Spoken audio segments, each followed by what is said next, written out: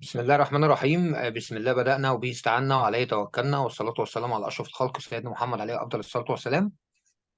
النهارده ميعادنا مع محاضرة جديدة في دبلومة أحمال البدنية المستوى السي المستوى المتقدم مع الدكتور عبد الله منصوري. كان بقالنا فترة، يمكن كان في ظروف، وبعد كده بنستكمل إن شاء الله المحاضرات بتاعة الدبلومة. فإن شاء الله النهارده معانا الدكتور عبد الله في واحدة من إحدى محاضراته اللي إحنا كلنا بنستفيد بيها وكلنا بنشوف العلم الحديث والمدرسة الأوروبية وما يتواكب معانا احنا كدول عربية ممكن نطبقه في فرقنا في موضوع الإعداد البدني والتخطيط البدني للفرق المستوى العالي طبعا. اتفضل يا دكتور عبد الله. السلام عليكم ورحمة الله تعالى وبركاته. بسم الله والصلاة والسلام على أشرف خلق الله سيدنا محمد رسول الله. إذن نحن كالعادة مع محاضرات هذه الدبلومة الخاصة بالإعداد البدني من وجهة المدرسة الأوروبية. اليوم سنتطرق إلى المحور الخامس الذي يتعلق بهندسة الاسترجاع في الإعداد البدني الحديث. إذن هذه المحاضرة ستكون نوعا ما مختلفة عن باقي المحاضرات، حيث سيكون تفاعل كبير بيني وبينكم من أجل إثراء هذا الموضوع الحساس، لأنه موضوع جد مهم لإنجاح العملية التدريبية وإنجاح الفورمة البدنية، خاصة يوم المباراة أو خلال الموسم الرياضي أو خلال الموسم أو خلال المشوار الرياضي بصفة عامة. قبل التطرق إلى محور الاسترجاع في الإعداد البدني الحديث، أتممنا المحاضرة آخر محاضرة في المحور الرابع حول تقنيات وتطبيقات تسيير الحمل التدريبي باستخدام مختلف الأجهزة أيضا الحديثة. لهذا سنتطرق هذه المرة عن أو لمحور الاسترجاع. السؤال المطروح للمجموعة: في نظركم ما هي أو ماذا نقصد بالاسترجاع في مجال الإعداد البدني؟ تفضلوا جماعة الخير، أحتاج أن السلام يكون عليكم. تفاعل. السلام ورحمة الله وبركاته. دكتور، الاسترجاع هي فترات الراحة البينية بين التكرارات اللي تحدث، سواء كانت في التكرارات في التدريب الفوسفوجيني أو التدريب اللاكتيكي أو حتى في التدريب الهوائي. هي فترات الراحة بين التكرار والتكرار وبين المجموعات. أحسنت. أحسنت كابتن قرار. دكتور السلام عليكم. تفضل. السلام ورحمة الله وبركاته. مرحبا. ربي يحفظك دكتور. دكتور، بالنسبة للاسترجاع، عادة بناء مصادر الطاقة اللي فقدها الفريق أثناء التدريبات البدنية أو التدريبات النفسية من خلال وسائل متعددة، من ضمنها اللي تطرق لها دكتور علاء، اللي هي تكون يعني الاسترجاع يصير بين التمرينات وبين المجاميع وبين الوحدات التدريبية، وطبعا يعني وسائل مختلفة اللي تطرقنا جزء من عدها اللي هي التبريد، التمارين الهوائية، التغذية، النوم. وأشكر حضرتك دكتور. أحسنت. إذن إجابتين في صميم الموضوع. السؤال الثاني: ما هو الفرق بين الاستشفاء أو الاسترجاع؟ دكتور، جاوب له. تفضل تفضل دكتور أنا. دكتور، الاستشفاء احنا يصير عندنا تقريبا نهاية الوحدة التدريبية، أما الاسترجاع ويكون يعني الفرق بيناتهم يعني الاستشفاء يعني نهاية الوحدة التدريبية يتم استعادة مصادر الطاقة تقريبا نقول 90 95% خلال يعني بعد الوحدة التدريبية، هي مدة 24 ساعة بين وحدة ووحدة. أما الاسترجاع فهي مثل ما طرقنا له سابقا، هي الفترات يعني فترات الراحة البينية اللي تحدث خلال الوحدة التدريبية الواحدة أو خلال الوحدات التدريبية خلال فترة يعني القصيرة والمتوسطة والطويلة، هاي كلها تنحسب حساب إلها. شكرا جزيلا. أحسنت دكتور علا.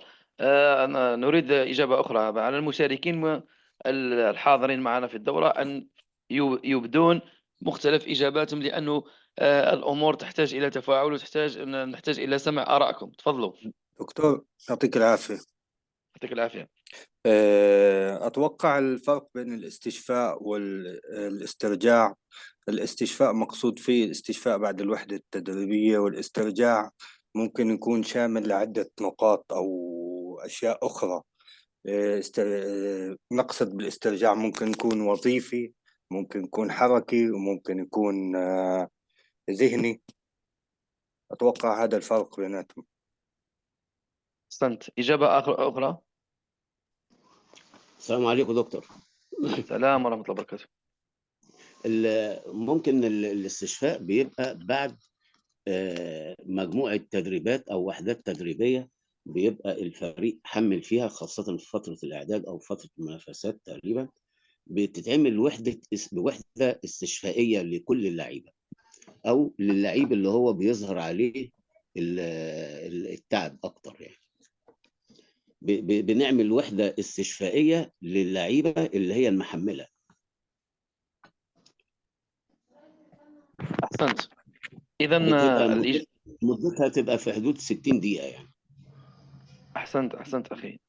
إذا الإجابة يا جماعة الخير هو صحيح. كل ما تطرق له الإخوة وإجابات صحيحة ودقيقة، لكن أريد أن أنوه إلى نقطة مهمة، ألا وهي الترجمة. لأنه نحن في الوطن العربي لدينا إشكالية كبيرة، والدكتور محمد لدي معه حديث طويل قبل فترة عن هذه المعضلة، وألا وهي معضلة المصطلحات. نحن مثلا في شمال إفريقيا نتعامل بمصطلح الاسترجاع والاستشفاء نفس الشيء، لكن مثلا في المشرق أو في بلدان أخرى هناك من يفرق بين الاستشفاء والاسترجاع. وفي الأصل مثلا الاستشفاء خاص مثلا باستشفاء مصادر الطاقة مثلا، أما الاسترجاع فهو أوسع. لكن هناك تضارب كبير في هذه الأفكار، وأنا أحببت أن أتطرق لهذه النقطة حتى نبني مع بعضنا نقطة تفاهم ننطلق منها لربطها بالمقاربة الأوروبية في الإعداد البدني. نحن في المقاربة الأوروبية لا نتكلم عن استشفاء إلا من الناحية البيولوجية. من الناحية البيولوجية نتكلم على استشفاء مصادر الطاقة، لكن من ناحية الاسترجاع أو من ناحية تقنين الراحة وتقنين وسائل الاسترجاع، نحن نتكلم على مصطلح الاسترجاع. لهذا سنربط هذه المحاضرة وهذه الدورة بمصطلح الاسترجاع. هذه كنقطة. الآن ننطلق إن شاء الله في المحاضرة. أول نقطة يجب أن نعلم جيدا أن التخطيط لعملية الاسترجاع يكون قبل التدريب، أثناء التدريب، بعد التدريب، قبل المنافسة، أثناء المنافسة، وبعد المنافسة. السؤال المطروح وهو خطأ يقع فيه الكثير من مخططو الأحمال، وهو إهمال التخطيط لعملية الاسترجاع قبل التدريب. في رأيكم، هل يسبق التخطيط للاسترجاع التخطيط للتدريب أم العكس؟ هل نخطط أولا للبرنامج التدريبي أو الحصة التدريبية، أو نخطط أولا لعملية الاسترجاع؟ سؤال يا جماعة الخير. دكتور، نعم. يعني أنا من وجهة نظري أن نخطط نفس الوقت، لأن عمليات الاسترجاع هي جزء كبير من عمليات التدريب، من عمليات تخطيط للتدريب. يعني أنا من أخطط الوحدات التدريبية الأحمال، بنفس الوقت أنا أخطط بالأسبوع الفترات التدريبيه، استرجاع الوحدات التدريبيه. يعني انا نحدد الازمان مال التمرينات والشدد مال التمرينات. اكيد راح اعرف مقدما راح يصير عندي فقدان مصادر الطاقه، لذلك اخطط وحدات تدريبيه استرجاعيه بالاسبوع الواحد. وجهه نظري هاي، بعد ما اعرف. أحسنت أحسنت، سأجيبك إن شاء الله. أنا أريد إجابة ثانية. دكتور يعطيك العافية. مرحبا. بالنسبة لي التخطيط جيد لوضع الأحمال منه. أنا بشكل مباشر بكون معطي أوقات الراحة والتكرارات والمجموعات والتمارين والحصص المختلفة. طبعا كل هذا بيكون واضح، بما معناه أنه التخطيط للأحمال جزء منه هو التخطيط للاسترجاع أو الراحات. شكرا. هل في إجابة ثالثة أم أعطي الإجابة من وجهة المدرسة الأوروبية؟ إذن في الحقيقة التخطيط لعملية الاسترجاع يجب أن يسبق التخطيط لعملية وضع الأحمال التدريبية. لماذا؟ لأنه في الاسترجاع نحن لا نتكلم فقط عن الراحة بين حمل وحمل أو الراحة بين تكرار وتكرار، لكن نحن نحكي على الوسائل الاسترجاعية المتوفرة أولا. اثنين، نحن نتكلم قبل وضع الحمل التدريبي الموالي، يجب أن أتكلم عن مدى استعداد الجسم الرياضي لتقبل الحمل الموالي بناء على مدى تجاوب هذا الجسم وهذا الرياضي مع حمل الحصة الفارطة. أفسر أكثر. يعني أنا اليوم خططت حصة تدريبية لتطوير القدرة اللاكتيكية. أنا في منهجية التدريب أرى أن القدرة اللاكتيكية تحتاج إلى من 48 إلى 72 ساعة للاسترجاع. يعني أنه أستطيع في الحصة الموالية أن أقوم بتمرين من الناحية الوظيفية قاعدته تحمل سعة أو حتى تحمل قدرة. يعني هذا الحمل التدريبي يتناسب مع الحمل السابق، وهو وسيلة تساعد أيضا في تسهيل عملية الاستشفاء أو الاسترجاع من الحصة الفارطة. لكن بالنظر إلى مدى تجاوب اللاعبين أو الرياضيين مع الحمل السابق، وبالنظر إلى مؤشر سأحكي عليه حاليا، أجد أنه لا أستطيع أن أبرمج هذا النوع من الحصص، لأن القدرات الاسترجاعية والاستعدادية للرياضي هي بعيدة كل البعد عن مدى تقبلهم لهذا الحمل الذي كنت أنا بصدد وضعه. هل وصلت الفكرة أم لا؟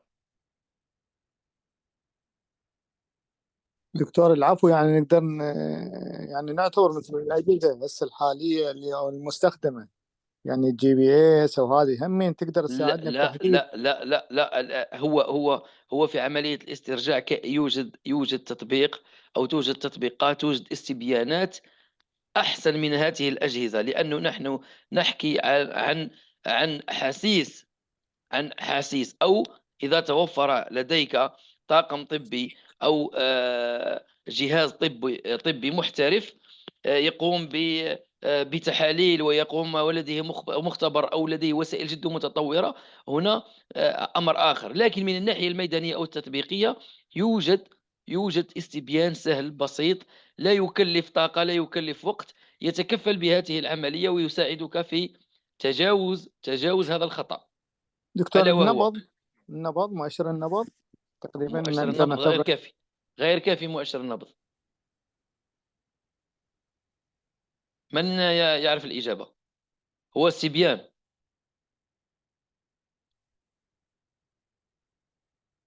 دكتور ما سمعنا السؤال.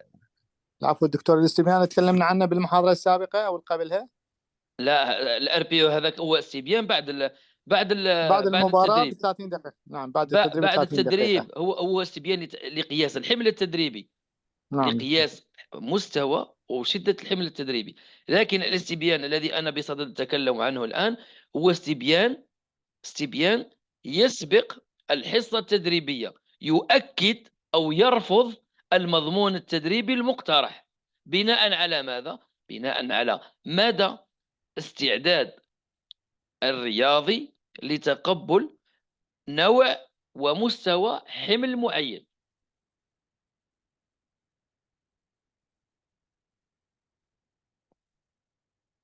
هاي يا جماعة الخير، دكتور تحتاج نشر. تفضل. دكتور تقصد يعني قبل بداية الوحدة التدريبية اكو استبيان انطيني اللاعبين اعرف اني من أحسنت خلال اجابة؟ أحسنت أحسنت. ألا وهو يعني دكتور مثلا عدد ساعات النوم مثلا قصدك او التغذية او أحسنت في مثلها أراك في الاتجاه الصحيح. اشكرك دكتور. دكتور بس عندي استفسار. خلينا في الإجابة قبل الاستفسار. احنا ما زال ما وصلنا للإجابة، أنا أريد الإجابة. يعني يعني دكتور دكتور العفو كل الوسائل الاستشفائية اللي تساعد يعني نقول بعمليات الاسترجاعي اللي هي النبض النوم ووسائل الاستشفائية التغذية يعني كنت بعت أحسنت. وسائل الاستشفاء. أنا سأجيبكم حالا. هناك مقياس يسمى مقياس الهوبر أو مقياس ويلنس. مقياس الويلنس فيه 7 أسئلة، أما مقياس الهوبر فيه 4 أسئلة. هذا المقياس يا جماعة الخير يتكون من 4 أسئلة. السؤال الأول حول جودة النوم، السؤال الثاني على مستوى التعب، السؤال الثالث على مستوى الألم في العضلات، السؤال الرابع على مستوى التوتر. كل سؤال يقيمه الرياضي من 1 إلى 7. مثلا جودة النوم تكون ممتازة إذا كانت ممتازة أقوم بوضع رقم 1. ما معنى ممتازة؟ يعني الرياضي تحصل على 7 أو 8 ساعات نوم بدون انقطاع بشكل جيد جدا، أو 6 ساعات أو 7 ساعات بما يكفيه. أما إذا كانت سيئة جدا فيقوم بوضع علامة 7. أما مستوى التعب وباقي المؤشرات الأخرى، مستوى التوتر ومستوى الألم، ألم في العضلات، فهي الإجابة كلما كان الرقم 1 يعني ضعيف جدا يعني الحالة جيدة، وكلما كان 7 يعني فهو أقصى، وبالتالي الحالة في الخانة الحمراء. يعني إذا أشار لك اللاعب على رقم 7 ما معنى أن مستوى التعب هو في أقصاه. مجموع المؤشرات، يعني بمجموع حساب هذه المؤشرات يعطيني رقم. هذا الرقم يكون إذا كان المجموع من 4 إلى 7.9 يعني أن الفورمة الرياضية ممتازة، من 8 إلى 15.9 يعني الفورمة الرياضية جيدة، من 16 إلى 19.9 الفورمة الرياضية متوسطة، من 20 إلى 23.9 الفورمة الرياضية سيئة، والمؤشر من 24 إلى 28 الفورمة الرياضية سيئة جدا. حتقولوا لي أنه يوجد رياضيين لا يتكلمون الحقيقة، لكن بمجرد إرسال هذا المؤشر على الساعة 5 صباحا أو 6 صباحا، يعني بمجرد الرياضي يفتح عينه في الصباح الباكر يجيبك تبعث له ترسل له رابط. أنا أعطيكم رابط. لاحظون معي الأمور بسيطة باستخدام التكنولوجيا، ولا تستدعي حتى خمس ثواني كإجابة. تفضلوا لاحظوا معي. لحظة فقط، أنزل الرابط. أنا مثلا هاو الآن أقوم ب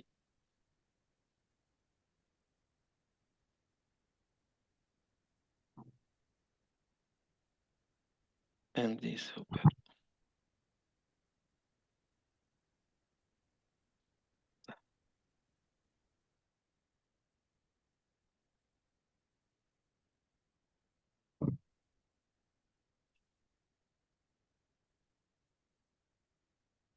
لاحظوا معي يا جماعة الخير، إليكم الرابط. أنا أرسل رابط للاعيبة. الرابط فيه الرابط واضح؟ الرابط واضح واضح؟ دكتور، واضح إذن دكتور. الرابط، أنا أرسل رابط. بمجرد يدخل الرابط اللاعب، فيه التاريخ، وفيه أيضا شرح للاختبار بالنسبة للمرة الأولى. يختار اللاعب اسمه، يختار اللاعب اسمه مثلا، يختار اللاعب، هنا جودة النوم، يختار الرقم من 1 إلى 7، التعب من 1 إلى 7، التصلبات العضلية من 1 إلى 7، والتوتر من 1 إلى 7، ويقوم بإرسال. أنا بمجرد ما يرسل لي، أنا في دقيقة واحدة يخرج لي مثلا عندي 25 لاعب، يصبح عندي 25 إجابة، كل إجابة فيها 4 إجابات على الأسئلة المقترحة، وتخرج لي بشكل منظم مدقق في شكل منحنيات. سبق أن أعطيتكم نماذج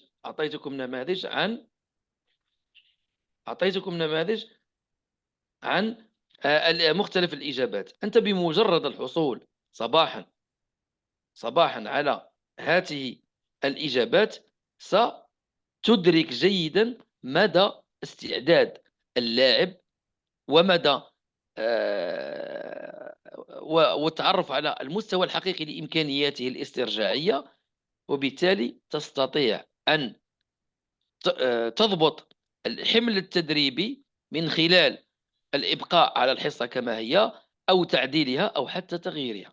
لأنه هذه المؤشرات الأربع، ألا وهي جودة النوم، ودرجة التعب، ومستوى التصلبات العضلية، ومستوى التوتر، هي المحاور الأربع لأنواع الاسترجاع. وبالتالي مثلا إذا كانت الإجابات عالية أو في الخانة الحمراء في ما يخص النوم، سندرك جيدا. أترك لكم الإجابة. إذا كانت الإجابة مثلا 7 في جودة متوسط الإجابة بالنسبة للفريق أو اللعيبة، أنها درجة 6 من 7 في ما يخص النوم. ما هو تصوركم لاسترجاع الرياضيين؟ تفضلوا يا جماعة الخير، نحتاج إجابة. دكتور اكيد غير جيد. غير جيد. معناتها دكتور صار عنده ارق نتيجه الحمل اللي صار عليه من الوحدات السابقه. أحسنت.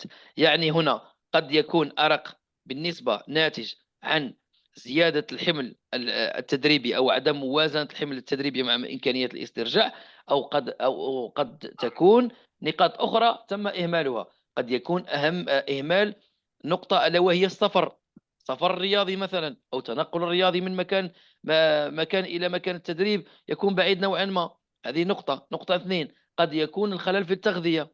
قد يكون وجبة العشاء مثلا وجبة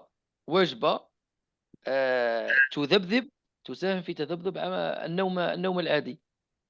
ذات قاعدة تحتاج إلى ساعات كثيرة من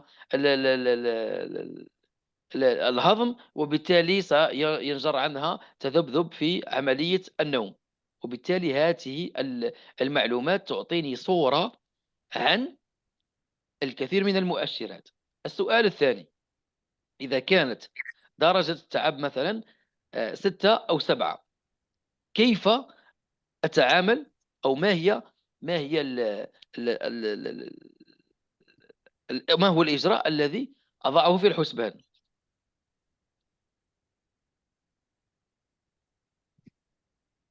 تفضلوا جماعة. دكتور 6 أو 7 يعني تعب، أو تعب يعني مجهد بدنه الحالة أحسنتم يعني. يا جماعة الخير. إذا كان مثلا درجة التعب 7 أو 6، وأنا الحصة الفارطة مثلا في الار بي او، لدي مثلا حصة قيمها اللاعبون 4 من 10، وبالتالي في الصباح الموالي حصلت على درجة تعب 6 6 أو 7. أنا من الناحية المنهجية والمنطقية يجب أن أحصل على درجة تعب أقل، لأنه في نظري أنه بناء على إجابة الأربيو في الحصة السابقة أنها حصة متوسطة الشدة أو متوسطة درجة تعب. هنا يجب أن أراجع أراجع أراجع شيء جد مهم بالنسبة للرياضي، ألا هو الاسترجاع الخفي. هنا التعب ليس له علاقة بالحمل التدريبي، لكن له علاقة بأمور خارجة عن عملية التدريب، ألا وهي الاسترجاع الخفي. يجب أن أضبط مع الرياضي مختلف الأمور المتعلقة بالاسترجاع من نوم، من سهر، من مصروف طاقوي كثير خارج الإطار، من علاقات عاطفية، من أمور خارجة عن نطاق التدريب، وبالتالي من شأنها زيادة أو التأثير على مستوى التعب أو مستوى التدريب فيما بعد. هل وصلت الفكرة يا جماعة الخير؟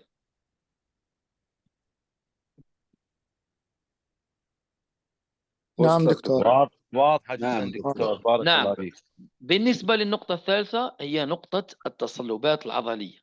نقطة التصلبات العضلية وهي نقطة جد مهمة. إذا كانت درجة التصلبات العضلية طالعة كثير، مثلا درجة 6 أو 7، أنا مثلا أعطيك مثال حي. أنا عندي هالأسبوع اللعيبة داروا مقابلة بيوم الجمعة، وداروا مقابلة كبيرة من الناحية البدنية ضد فريق متصدر، ضد فريق أو نادي له عدة ألقاب، آخرها اللقب الإفريقي. أعطيتهم يومين راحة. يعني الحصة الأولى ستكون بعد غد يوم الاثنين. أنا بالنسبة لحصة يوم الاثنين ستكون حصة متوسطة الشدة، على أساس أنه يوم الثلاثاء ستكون حصة عالية الشدة، عالية. أو هي حصة الحمل الأقصى. أنا بمجرد مثلا انتهاء حصة يوم الاثنين أقوم بصبيحة يوم الثلاثاء بمراجعة مثلا مستوى التصلبات العضلية. هل في رأيكم هل أضمن أو هل تضمنون أن درجة التصلبات العضلية تكون أخف بناء على أن اللعيبة أخذت يومين راحة، أم تكون أكثر، أم تكون متوسطة؟ ما هو تصوركم لهذه النقطة؟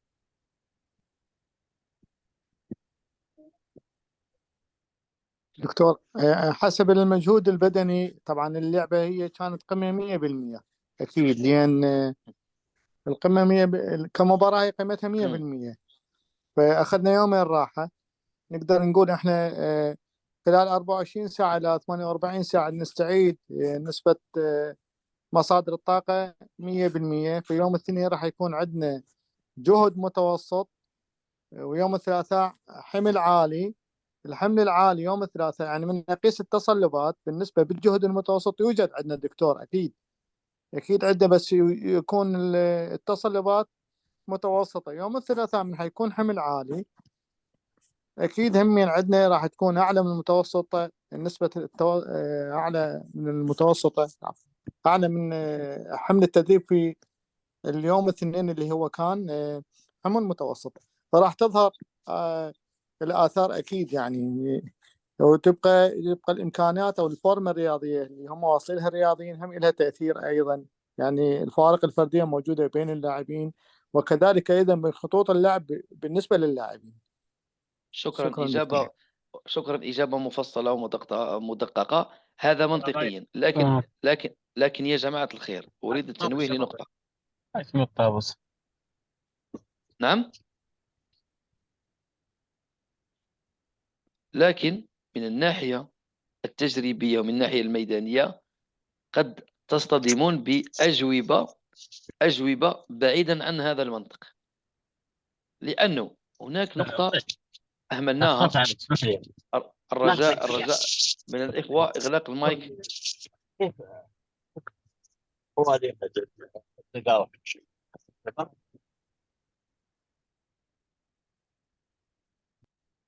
نعم، قلنا أنه من الناحية التجريبية هناك بعض الخبرات أثبتت العكس.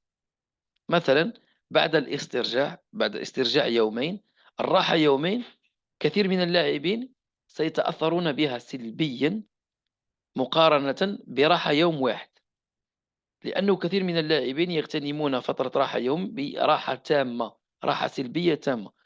وكلما كانت الراحة سلبية تامة، كلما كانت عملية الاسترجاع أو الاستشفاء أكثر بطئا، لأنه من الأحسن إجراء حصة استرجاعية إيجابية بإجراء أكسجة، وبإجراء تمارين خفيفة، جري، أو حصة تقوية عضلات ضعيفة الشدة، لأنها أمور تساعد على الاسترجاع أحسن.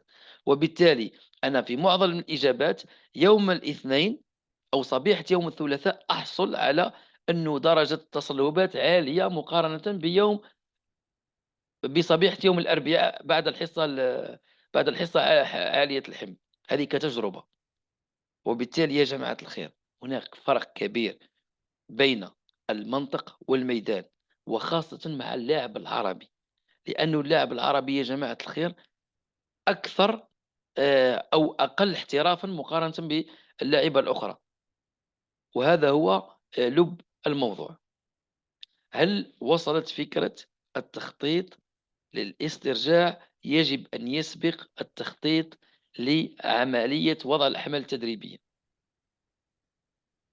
دكتور بارك الله فيك، بس مداخلة دكتور.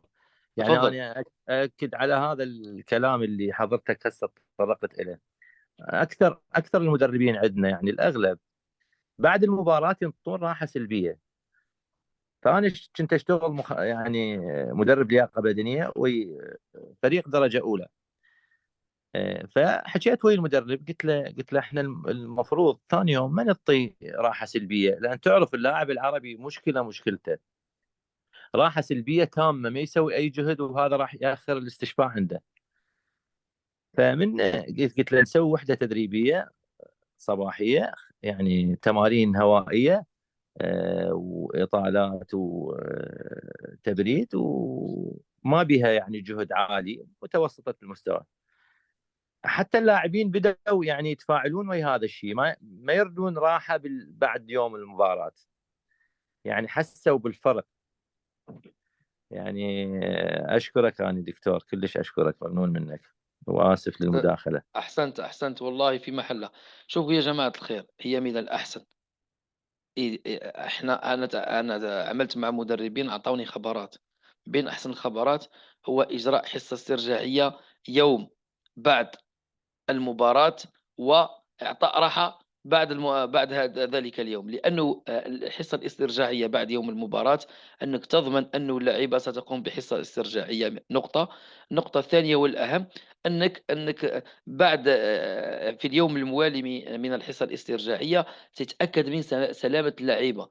يعني أنت تشوف اللاعبين المصابين، درجة إصابتهم، تشوف اللاعبين اللي كانوا لا يعانون من أي تعب، من أي تمزقات، من أي مشاكل من الناحية الصحية، تضمنها، وبعد حين تبرمج الأسبوع التدريبي بناء على هذه الحالة. أما أنك تمد يومين استرجاع تام ما تتلاقى فيه خالص مع اللاعيبة، واليوم الثالث تجد نفسك مع 3 أو 4 مفاجآت غير سارة، فهذا هو المشكل الذي قد تصطدم به.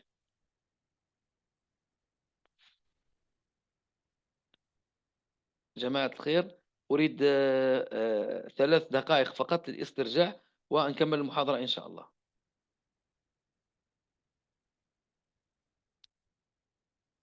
دكتور محمد، حبيبي يا دكتور مع حضرتك. 3 دقائق اوكي يا وأسترجع دكتور، ونتم في الاسترجاع. 5 دقايق يا دكتور مش 3. حبيبي.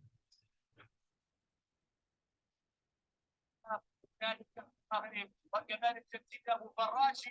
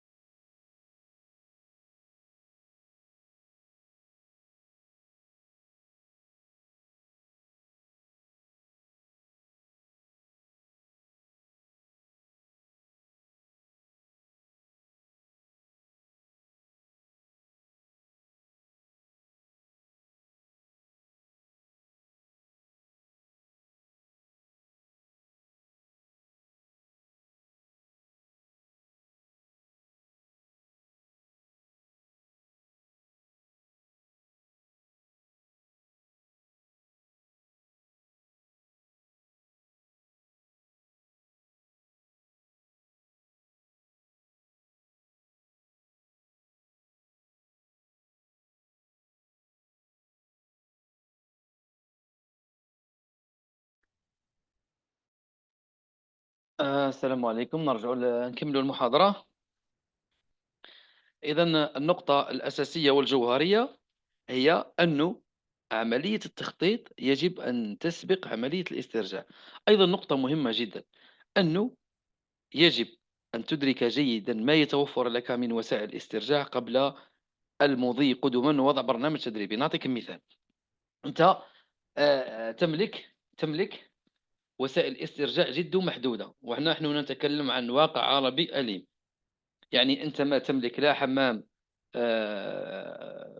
بارد، لا تستطيع أن تبرمج حصص الصونة، ليس لديك معدات للتنبيه الكهربائي، ليس لك طاقم طبي موسع، وأنت تقوم ببرمجة حصتين في اليوم. هنا بالتالي ستضر عملية أو الفورمة البدنية أكثر ما تنفعها. يعني قبل وضع برنامج أو حمل تدريبي صباحي ومسائي يجب أن تتأكد أولا من مدى توفر الإمكانيات أو الوسائل الاسترجاعية المساعدة. نقطة 2، قبل وضع أي حصة تدريبية يجب أن تتأكد من مدى أو مستوى الاسترجاع الخاص برياضيين الذي تشرف عليهم. مثلا أنت لديك رياضيين هواة. ما معنى هواة؟ هواة يعني يعملون أعمال أخرى خارج الرياضة التي يمارسونها، وأنت تقوم بوضع برنامج تدريب للاعيبة محترفة أو لرياضيين محترفين، يعني من حيث النوع أو الكم. وبالتالي هنا أنت لم تراعي الوسائل الاسترجاعية سواء من الناحية البيولوجية أو الوسائل المساعدة قبل وضع البرنامج التدريبي أو الحمل التدريبي.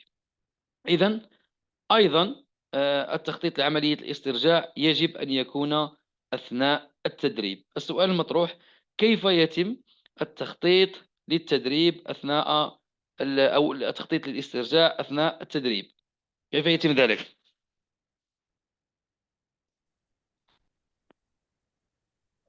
كيف نخطط للاسترجاع أثناء التدريب؟ دكتور، يعني توزيع فترات الراحة أثناء التمرينات بين التكرارات وبين المجاميع. كابتن هنا هذا الإجابة أنا لا أوافقك الرأي فيها، لأنه توزيع الاسترجاع وتوزيع التكرارات أو التخطيط لهذه الأمور يكون قبل بداية الحصة، يعني قبل التدريب.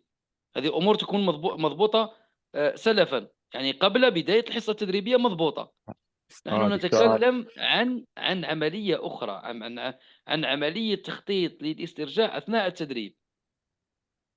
دكتور، يعني نستخدم مثلا مؤشرات فسيولوجية ووظيفية حتى أثناء التدريب تخدمنا بهذا الجانب.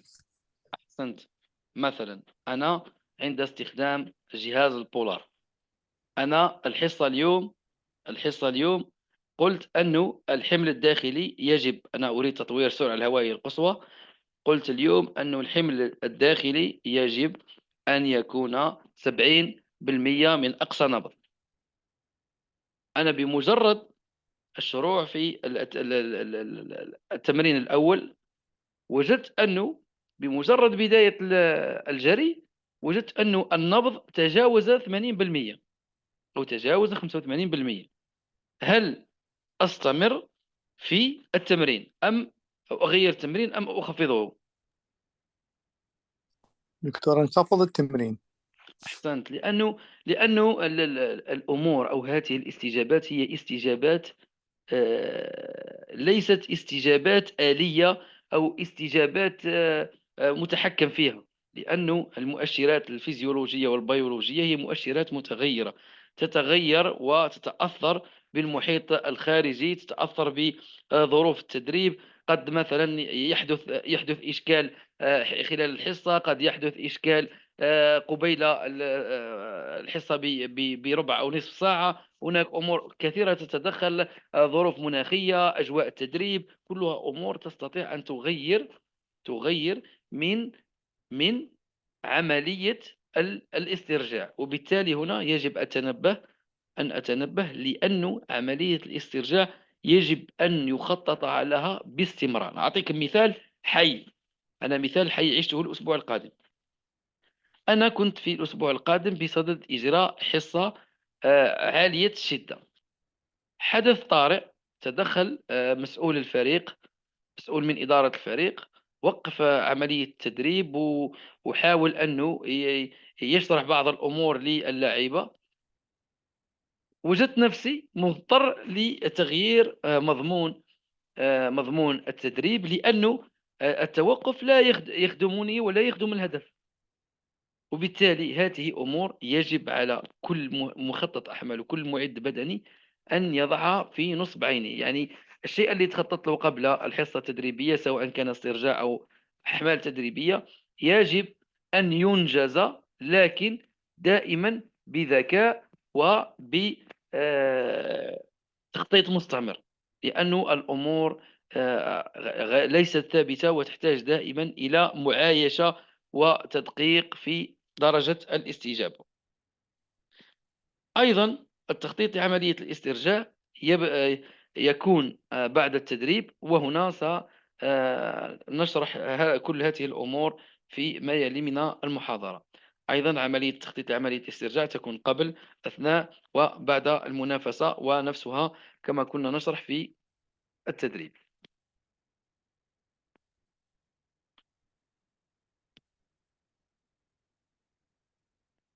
إذن الاسترجاع أنواع. يعني إحنا مثلا كرياضيين أو كبشر نحتاج إلى الاسترجاع في 4 محاور مهمة، ألا وهي محاور الإعداد البدني الحديث التي سبق وتكلمنا عنها. لدينا اللياقة وظيفية، لياقة حركية، ولياقة تنسيقية. اللياقة الوظيفية تحتاج إلى استرجاع وظيفي، اللياقة الحركية تحتاج إلى استرجاع حركي، اللياقة التنسيقية تحتاج إلى استرجاع عصبي، أي من الناحية الذهنية ومن الناحية النفسية. هذه محاور الاسترجاع التي يجب أن نخطط لها قبل، أثناء، بعد التدريب والمنافسة. ما هي وسائل الاسترجاع الوظيفي؟ في رأيكم ما هي وسائل الاسترجاع الوظيفي؟ سؤال موجه للجميع، تفضلوا. دكتور، تفضلون يا جماعة الخير.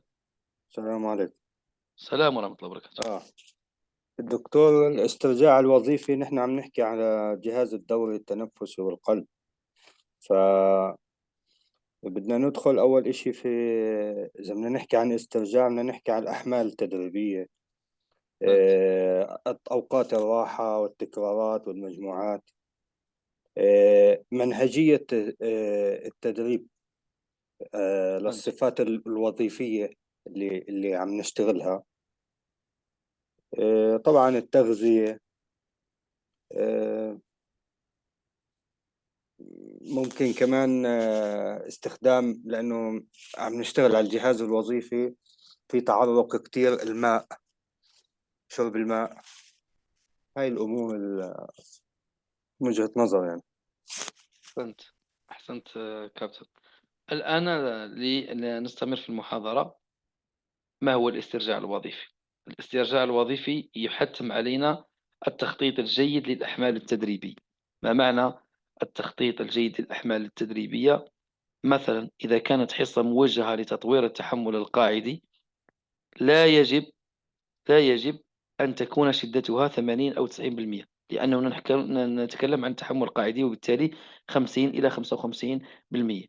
أما إذا كنا نريد تطوير القدرة اللاهوائية اللبنية، نحن نتكلم عن شدة تصل إلى 100% أو تتجاوز 110 120 مثلا من السرعة الهوائية القصوى.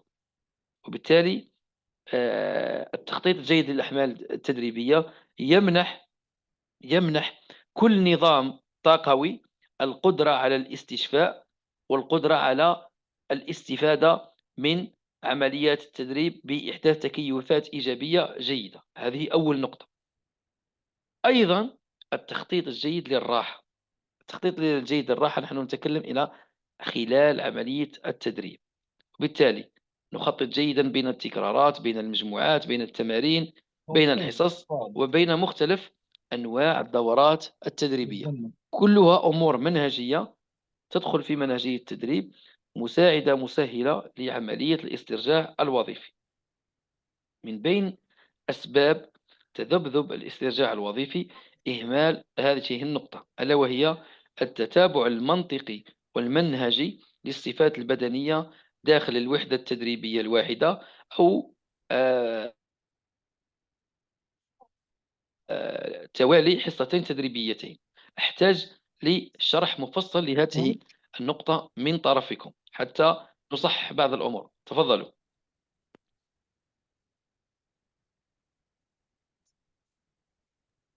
تفضلوا جماعة الخير. دكتور يعني ممكن أعطي مثال؟ نعم.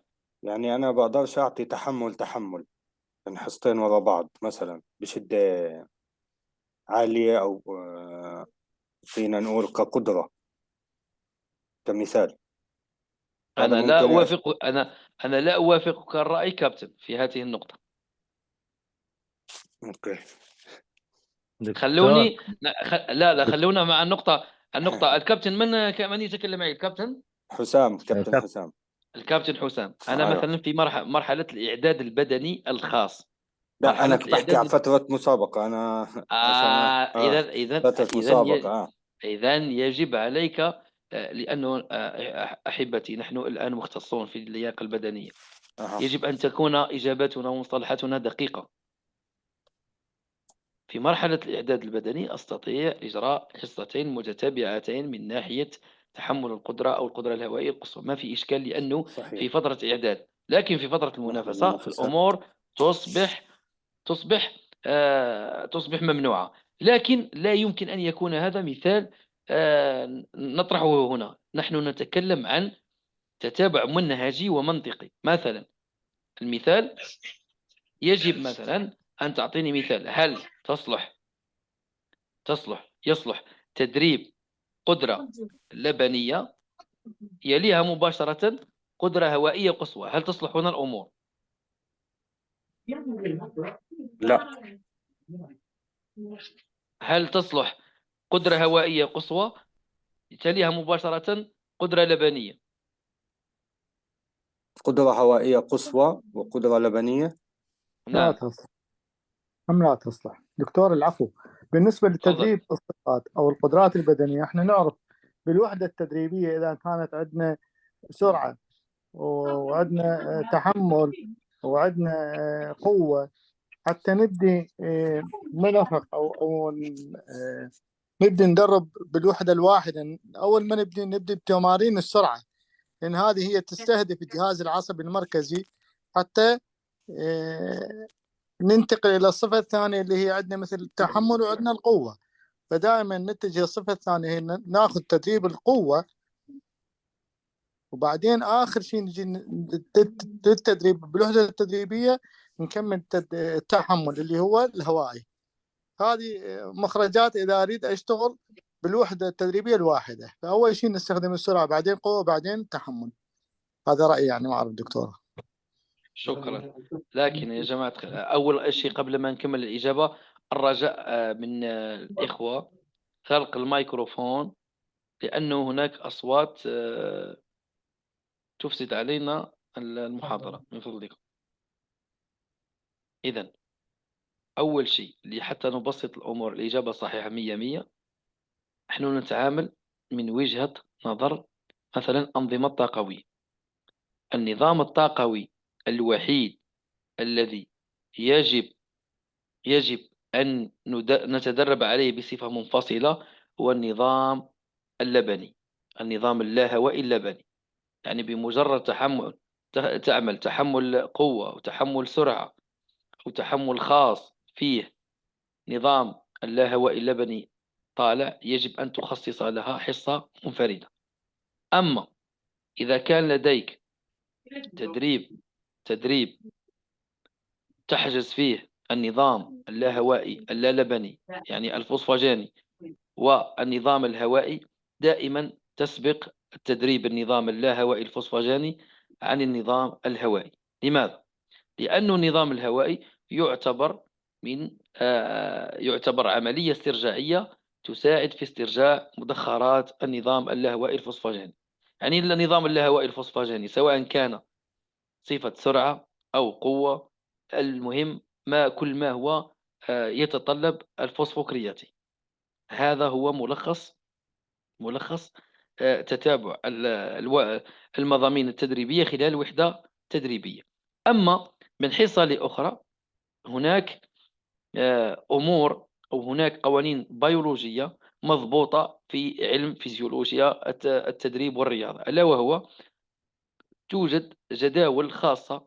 لديك مثلا اليوم حصة في النظام اللاهوائي أو النظام اللاهوائي هوائي أو النظام الهوائي. كل حصة لديها مدة راحة معينة ومحددة بيولوجيا، وهي المدة الكافية لاسترجاع المخزون الطاقوي الذي تم صرفه خلال تلك الوحدة. مثال: أنا اليوم قمت بتدريب تحمل سعة أو تحمل قدرة، وبالتالي أنا أتكلم عن أقل شيء مثلا 60 أو 70% من السرعة الهوائية القصوى، وأكثر شيء 85 إلى 90% من السرعة الهوائية القصوى. وبالتالي أنا أعمل في النظام الهوائي. أستطيع أن أعمل نفس الحصة غدا، أي لأنه 24 ساعة هي كافية لاسترجاع الجليكوجين المصروف خلال هذه الحصة. بينما إذا قمت بتدريب في القدرة الهوائية القصوى وكانت الشدة عالية جدا تصل إلى مثلا 110% أو 108%، أنا أتكلم عن 36 ساعة إلى 48 ساعة للاسترجاع. وبالتالي هي المدة الكافية لاسترجاع مخزون الجليكوجين ومخزون وإعادة تأهيل أو إعادة تأهيل الجلكزة اللاهوائية.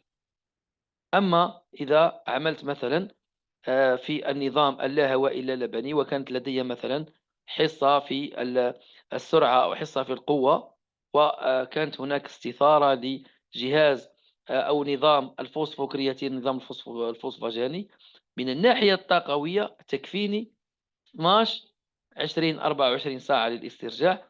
لكن من الناحية الحركية هناك أمور أخرى ستكون محور عملية الاسترجاع، ألا وهي التعب العضلي الذي يتطلب مثلا حسب نوع الانقباض العضلي مدة معينة من الاسترجاع. وصلت فكرة يا جماعة الخير؟ وصلت دكتور، وصلت. دكتور، يعني هسه احنا يعني الوحدة التدريبية إذا كانت تعتمد على التدريب اللاكتيكي لابد أن تكون مستقلة بالعمل بسبب يعني وسائل الاسترجاع تكون بطيئة. يعني رادل 36 إلى 36 ساعة يسترجع مصادر الطاقة التعويضية. يعني نظام الطاقة. نظام الطاقة اللاكتيكي يحتاج إلى 72 ساعة في الاسترجاع. نعم. خاصة مع اللاعب العربي. وبالتالي من الأحسن في الحصة الموالية إجراء حصة ذات أثر غالب هوائي، لأنه نعم. إدخال القدرة الهوائية القصوى فيها مردود فيها النظام. عذرا.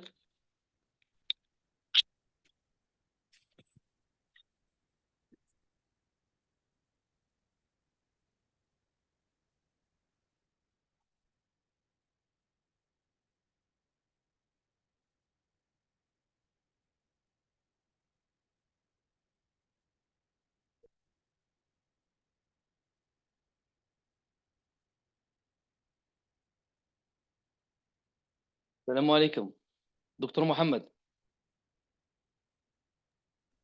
حبيبي يا دكتور.